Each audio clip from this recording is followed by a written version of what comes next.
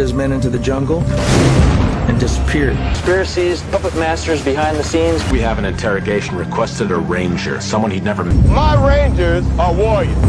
Deception. Am I scratching your surface yet?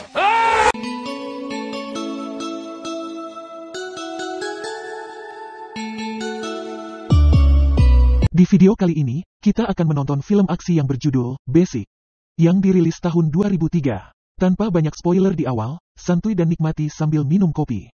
Film dimulai dengan tim pelatihan Ranger melakukan latihan di hutan Panama. Di tengah ancaman badai yang datang, Sersan Wes, seorang instruktur sekolah lintas udara, memerintahkan tim untuk berani melawan rintangan. Dia mendorong mereka bahwa perlu untuk melatih mereka dalam kondisi yang paling buruk. Setiap Ranger dipersenjatai dengan satu senapan, pistol, dan granat. Mereka dikelompokkan menjadi dua tim, dengan masing-masing area yang ditentukan. Tim pertama yang menghilangkan 20 target dan mencapai titik temu akan menang. Wes akan memantau kemajuan mereka dari jauh. Oleh karena itu, mereka harus menyelesaikan pelatihan dengan segala cara. 17 jam kemudian, helikopter terbang ke titik penjemputan untuk menjemput mereka dari pelatihan mereka. Tetapi menurut laporan, mereka kehilangan kontak 6 jam yang lalu. Karena cuaca yang buruk, mereka kesulitan menemukan tim, tetapi akhirnya melihat dua pria berjalan di jalan setapak. Mereka menemukan Dunbar, yang tampak terganggu saat membawa Kendall. Tiba-tiba, Mueller muncul, dan Dunbar menembaknya hingga tewas. Setelah diselamatkan, Kendall langsung dibawa ke rumah sakit untuk dioperasi sementara Dunbar ditahan untuk diinterogasi oleh Kapten Julia Osborne, seorang polisi militer. Dunbar menolak untuk berbicara, tetapi hanya menulis di atas kertas. Dia meminta untuk berbicara dengan seorang Ranger dari luar pos dengan nomor 8 di bawahnya. Osborne tidak membelinya dan menganggap itu hanya taktik mengulur-ulur waktu, tetapi Kolonel Stiles bersikeras untuk mengabulkan permintaannya. Beberapa saat kemudian, Stiles meminta bantuan Hardy, mantan penjaga tentara yang berubah menjadi DEA agen. Namun, Osborne menentang gagasan untuk bekerja sama dengan Hardy dalam penyelidikan tersebut. Namun Stiles bersikeras bahwa Hardy adalah interogator terbaik yang pernah dia temui dan mungkin dapat membantu memecahkan kasus ini dalam waktu singkat. Malam itu, mereka langsung bertemu dengan Hardy dan memberi pengarahan tentang kasus tersebut. Stiles menjelaskan bahwa tim Ranger beranggotakan 6 pria sedang melakukan latihan di hutan di mana pergantian peristiwa membawa mereka ke 3 Ranger dan Sersan yang hilang. Osborne masih menolak untuk bekerja dengan Hardy karena reputasinya yang buruk karena dicurigai menerima suap dari pengedar narkoba lokal. Namun pada akhirnya, Stiles bersikeras atas keterlibatan Hardy dalam kasus tersebut. Hardy dan Osborne menangani kasus ini bersama-sama tetapi tidak menyukai satu sama lain. Sebelum bertemu Dunbar, Hardy bertaruh. Dia bisa membuatnya berbicara kurang dari 3 menit. Begitu mereka bertemu Dunbar, Hardy menggunakan teknik karismatiknya dengan mencoba mendapatkan kepercayaannya dan berbicara tentang hal-hal biasa.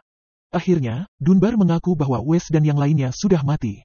Tetapi dia segera berhenti berbicara saat ditanya apakah dia membunuh mereka. Dia kemudian mulai berbicara lagi dan membagikan pelatihan pengalamannya di bawah pengawasan Wes. Selama hari-hari pelatihannya, Wes biasanya menjadi instruktur yang sangat ketat dan suka mendorong anak buahnya hingga batas kemampuan mereka. Dia ingat Wes sangat suka memilih Pike, rekannya. Dalam latihan pemimpin hutan yang intens, kursus tersebut dengan sengaja menyiksa mereka dengan membawa beban berat di punggung mereka saat melakukan perjalanan di jalur yang sangat panjang. Kursus mengajari mereka cara berpikir di bawah kelelahan. Serangkaian latihan ekstrim lainnya dilakukan setelah itu dalam 20 hari, benar-benar menguras tenaga. Wes selalu bersikap keras terhadap Pike dan mengambil tindakan drastis untuk membuatnya berhenti.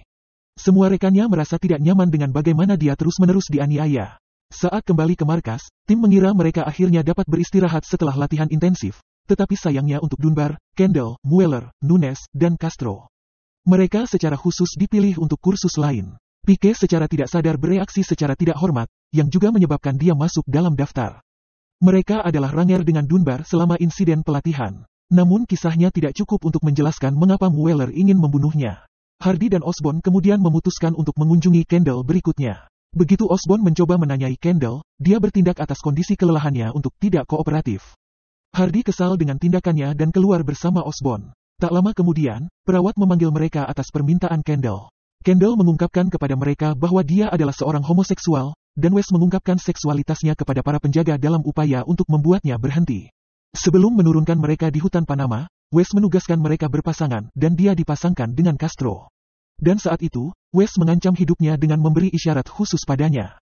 Karena pernyataannya, Hardy mengklaim bahwa dia sekarang memiliki motif untuk membunuh Wes, tetapi dia bersikeras bahwa dia tidak melakukannya. Kendall melanjutkan ceritanya dan berbagi. Dia percaya bahwa Wes membayar Castro untuk memberinya kecelakaan pelatihan. Saat berlatih di hutan, dia menjadi protektif terhadap dirinya sendiri dan khawatir dia akan menjadi korban kejahatan rasial yang diskriminatif. Tiba-tiba, mereka mendengar ledakan keras, dan tembakan terjadi di mana-mana. Kemudian mereka menemukan Wes mati di tanah. Tim kemudian bersatu kembali di bunker tempat Pike mengaku telah membunuh Wes, dan mereka akhirnya setuju untuk menyerahkan Pike. Namun keadaan menjadi lebih buruk saat mereka mengalami kesalahpahaman yang menyebabkan mereka saling membunuh. Dengan ceritanya, Kendall setuju untuk bersaksi melawan Dunbar karena membunuh rekan-rekannya. Setelah menginterogasi Kendall, Hardy mempercayainya dan memberitahu Stiles bahwa Dunbar yang melakukannya. Tetapi Stiles bersikeras bahwa tidak ada bukti fisik yang menentangnya. Untuk menjeratnya dalam kejahatan, mereka memerlukan pengakuan dari Dunbar sendiri karena kesaksian Kendall tidak cukup untuk menutup kasus tersebut. Dengan 2 jam tersisa sebelum CID mengambil alih kasus, mereka mempertanyakan Dunbar lagi. Dia memberitahu mereka bahwa Kendall berbohong dan dia terlibat dalam bisnis narkoba Mueller. Dia kemudian berbagi sisinya, yang merupakan cerita yang sangat berbeda dari Kendall. Dia memberitahu mereka bahwa begitu mereka mencapai bunker, mereka menuduh Pike membunuh Wes, yang dia bantah dengan tegas. Tetapi mereka tetap mengikatnya berdasarkan kecurigaan. Pike mencoba meyakinkannya untuk melepaskannya dan menunjukkan padanya obat-obatan yang dibagikan Mueller. Dia mengaku menggunakan obat-obatan untuk mematikan rasa sakitnya dan berpikir bahwa Mueller dan Castro bekerja sama untuk membunuh Wes sebelum dia dapat melaporkannya. Dia juga berpikir bahwa dia dijebak karena dia orang kulit hitam. Saat Dunbar akan melepaskannya, semua orang berselisih dan mulai menembak satu sama lain. Setelah mendengar cerita Dunbar, mereka menyarankan agar ia mendukung kesaksiannya dengan bukti untuk mengeluarkannya dari kasus tersebut. Dunbar kemudian menunjukkan kepada mereka bukti obat dan mengungkapkan bahwa pemasoknya bekerja di rumah sakit, dan namanya adalah Filmer. Osborn kaget karena pacarnya terlibat skandal narkoba. Mereka segera bergegas ke rumah sakit untuk menghadapi Filmer. Osborn kehilangannya ketika dia menolak untuk bekerja sama dengan meminta pengacaranya sehingga dia memukulnya dengan sebuah buku. Reaksinya mengancamnya dan membuatnya bicara. Dia akhirnya mengakui penipuan narkoba dan mengonfirmasi bahwa Mueller dan Kendall terlibat. Namun dia membantah terlibat dalam kasus tersebut. Mereka kemudian bertemu dengan Stiles untuk mengabari perkembangan penyelidikannya. Namun sebelum bertemu dengannya, Hardy mencoba meyakinkan Osborn hanya untuk memberitahunya tentang pengakuan Dunbar dan Filmer, mengabaikan keterlibatan Kendall dalam penipuan narkoba. Terlepas dari upaya persuasifnya untuk merahasiakannya, Osborn tetap melaporkannya ke Stiles. Sayangnya, dia tidak menganggapnya serius dan melarangnya mendekati Kendall. Namun, Osborn masih memiliki keinginannya, dan mereka mengonfrontasi Kendall tentang penipuan narkoba. Kendall dengan tegas menyangkalnya dan bertindak aneh setelah mendengar tuduhan terhadapnya. Osborn akhirnya mengetahui rencana cerita Dunbar dan Kendall dan meyakinkannya bahwa dia akan dipenjara begitu mereka menemukan mayatnya. Tiba-tiba, darah menyembur keluar darinya. Dan pada napas terakhirnya, dia menggambar angka 8 di telapak tangan Osborn. Beberapa saat kemudian, Stiles tiba di rumah sakit dan membebaskan Osborn dari tugasnya karena pembangkangan. Osborn tertarik dengan arti angka 8 yang ditulis oleh Dunbar dan Osborn. Dia kemudian menghubungkannya dengan Hardy, di mana dia akhirnya mengakui bahwa nomor tersebut melambangkan tentara paling terampil di barat, bagian 8, yang menjadi pemberontak.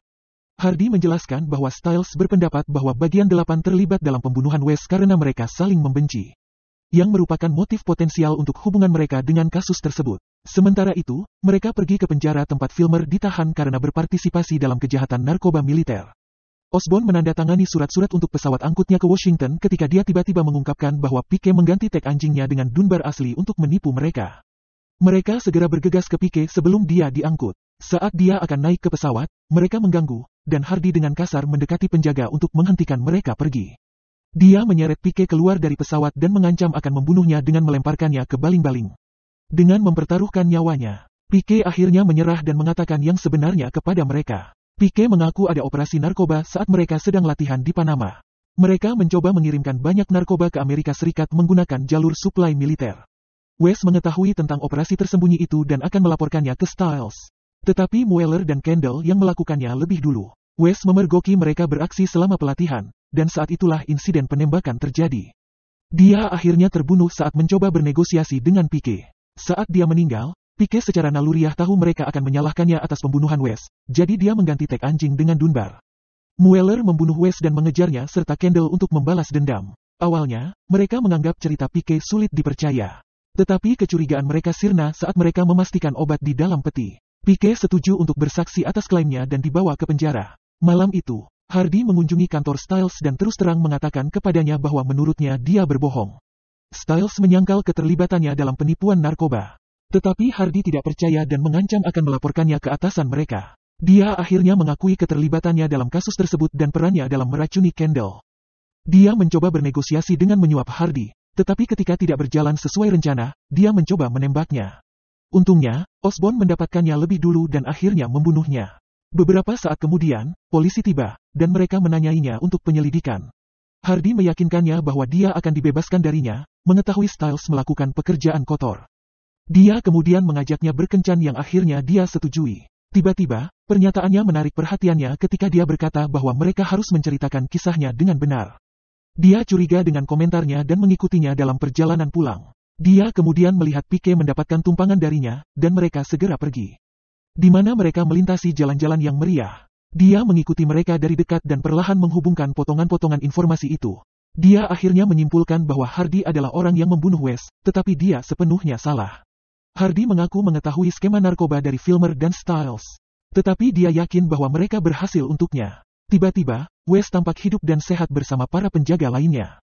Wes mengungkapkan bahwa dia memberitahu Styles tentang penipuan narkoba. Tetapi Styles memerintahkan Mueller dan Kendall untuk menjatuhkannya alih-alih melaporkannya. Osborn kemudian menemukan bahwa nama-nama dalam latihan itu tidak ada dan itu adalah bagian 8. Film berakhir dengan Wes menawarinya pekerjaan untuk bergabung dengan unit mereka.